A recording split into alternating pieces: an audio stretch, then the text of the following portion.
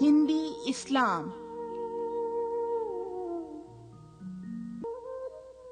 ہے زندہ فقط وحدت افکار سے ملت،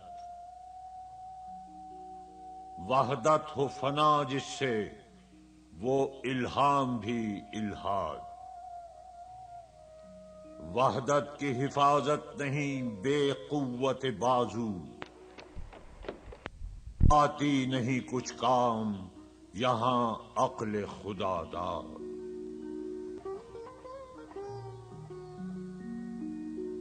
اے مرد خدا تجھ کو وہ قوت نہیں حاصل، جا بیٹھ کسی غار میں اللہ کو کر یاد، مسکینیوں محکومیوں نومیدی جاوید، جس کا یہ تصوف ہو وہ اسلام کر ایجاد۔